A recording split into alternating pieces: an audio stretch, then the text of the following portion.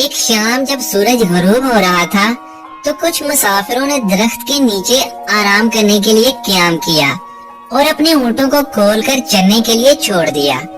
واقعہ یہ ہوا کہ ان میں سے ایک اونٹ خربوزوں کے کھیت میں گھس گیا اور ایک خربوزہ اس کے گلے میں پھنس گیا۔ مالک نے یہ دیکھتے ہی اونٹ کے گلے کے گرد کمبل باندھا اور پوری قوت کے ساتھ اس جگہ ضرب لگائی۔ فوراً ہی اونٹ کے گلے میں خربوزہ ٹوٹ گیا اور آسانی سے نگلا گیا۔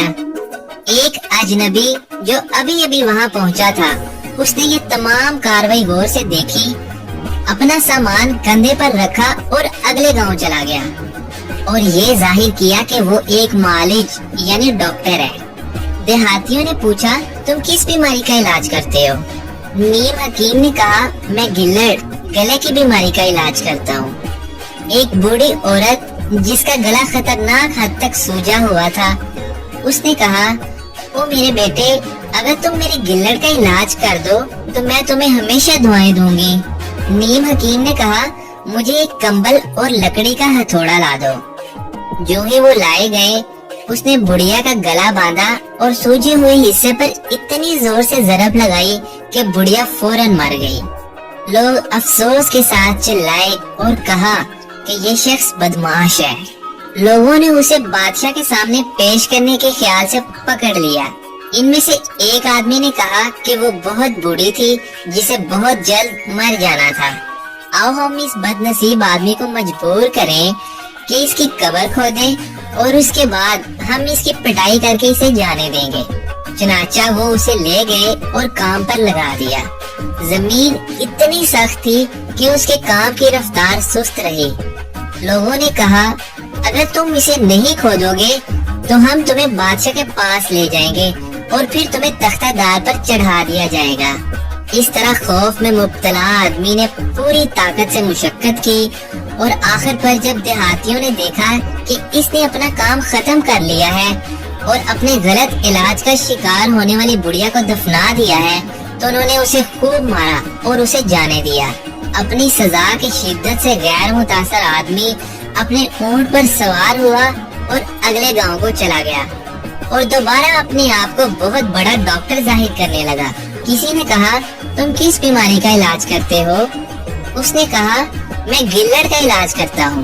اس بار ایک بوڑھے نے اپنے آپ کو علاج کے لیے پیش کیا، لیکن جعلی ڈاکٹر نے کہا، اے نیک لوگو، ادھر دیکھو، میں اپنی طرف سے اس بیماری کا علاج کروں گا، لیکن یاد رکھو اگر یہ بدقسمتی سے میرے ہاتھوں مارا جائے تو مجھے اس آدمی کی قبر کھودنے پر مجبور نہ کیا جائے۔ لوگ چلائے، تم برے معالج ہو، علاج شروع کرنے سے پہلے تم مریض کی قبر کھودنے کی باتیں کر رہے ہو۔ بھاگ جاؤ، ہمیں تم سے کوئی سروکار نہیں۔ یہ سن کر جعلی ڈاکٹر اپنے آپ سے کہنے لگا، ان اونٹ والوں نے مجھے اس بیماری کے علاج کا صحیح طریقہ نہیں دکھایا، شاید وہ مجھے کوئی مشورہ دیں گے۔ جب وہ ان تک پہنچ گیا تو چلایا، تم کس طرح کے بیوقوف آدمی ہو؟ میں ایک بڑھیا سے ملا جو تمہاری اونٹ کی طرح ہی گلڑ کا شکار تھی۔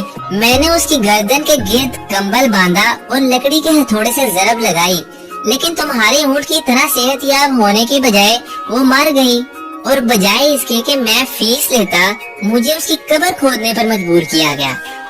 اونٹ والوں نے جواب دیا، ہم نہیں بلکہ تم بیوقوف ہو۔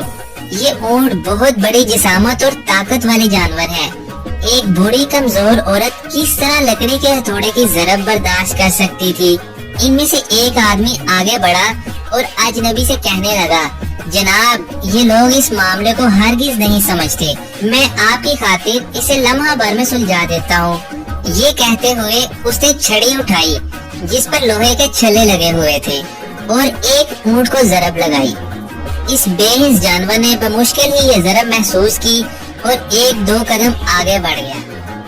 آدمی نے کہا، اونٹ پر اس کا اثر آپ نے مشاہدہ کیا، اب اس کا اثر ایک آدمی پر دیکھو۔ تب اس نے اس آدمی کو اسی طرح ضرب لگائی تو وہ زمین پر گر پڑا۔ جب اس کے ہوش بحال ہوئے تو اس پریشان حال نے پوچھا، جناب، یہ ظالمانہ سلوک کیوں؟ اونٹ والے نے جواب دیا، میں تمہیں یہ دکھانا چاہتا تھا کہ جو کچھ اونٹ کے لیے ٹھیک ہے وہ بیچارے بوڑھے مردوں اور عورتوں کے لیے ٹھیک نہیں۔ اس مصیبت زدہ شخص نے کہا، اب مجھے اپنی غلطی سمجھ میں آنے لگی ہے، کبھی نہیں، میں دوبارہ کبھی اپنے آپ کو ڈاکٹر نہیں کہوں گا۔